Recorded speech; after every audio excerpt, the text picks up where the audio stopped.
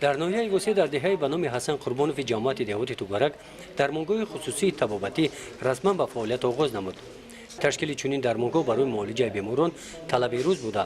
با دستگیری وزارت تندرستی و مقامات اجرایی حکومت دولتی ناحیه وسیع دکتر عبدالسلام جمایف این درمانگاه خصوصی را در این دهه تشکیل کرد.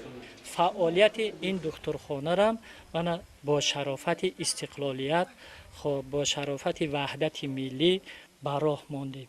فعالیت دکترخانه خصوصی از این عبارت است: 6 نمود گیجه‌ای که جماعت شهروندان من تاجیکستان دا زیاد شده باندگیان با مانند اسکریدا، استریتسا، کارلیکوی سپین، بیچی سپین، خب لیامبلیوز کرم های خلطه دار میگن.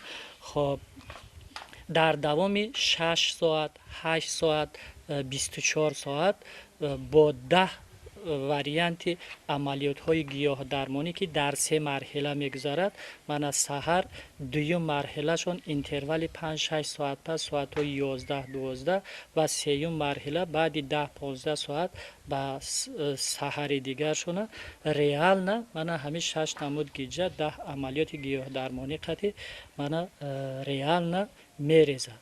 بعد ریختن من گیجه مصلحت های مفید بیمار به داده می شود.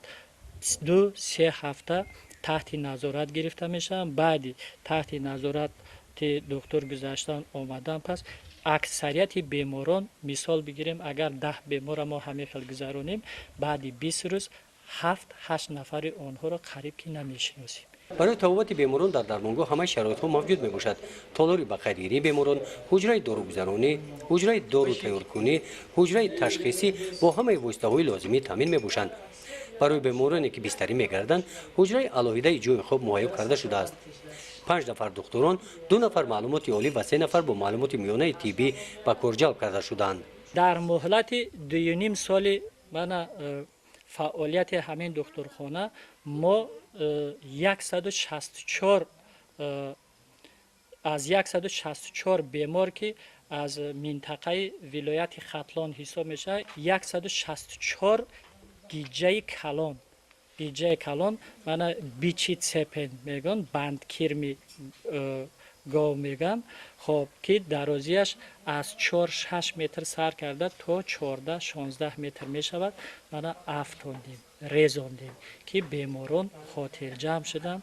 من سالم گردانی یک خلاصه یک بگیم که رزولتاتی بگیم همین فعالیت همین دکترخانه در همین است. مساحت زمین درمانگاه 48 سوتیق را تشکیل داده، خطه زمین نزد حولیگیش و قلانه و ثمرناک استفاده برده شده باغ بنیاد کرده شده است. در این باغ درختان زردآلو، شفتالو، بادام، سیب با مصلحت متخصصان مطابق با طلبات‌های قاعده‌های آگروتکنیکی شناخته شده‌اند. در باغ گیاه‌های گوناگون پرورش کرده می‌شوند. اینجا برگ گل را هم برای طبابت استفاده می‌نمایند. در این درمانگاه بیماران با راه گیاه درمانی طبابت کرده می‌شوند. 17 نمود گیاه با راه متدی چیرکن میگن متد یک عالم رسختی با 10 عملیات گیاه درمانی من طبابت برهماندگی. در درمانگاه خصوصی اشتراکچیان جنگ بزرگ وطنی، اشتراکچیان صدمه اتمی چرنوبیل و فرزندان آنها، شخصان یکه و تنها و معیوبان درجه اول، شخصان کم بضاعت رایگان طبابت کرده می شوند. عبدالسلام جمایف نیت دارد در آینده این درمانگاه را با آسایشگاه پروفیلاکتیکی طبابتی تبدیل دهد. برای این در اینجا همه شرایط‌های موافق مهیا گردانیده شدند. گزارش خواجه نظریف خدای نظر ظهوروف از ناحیه واسع برای برنامه اطلاعاتی نوید.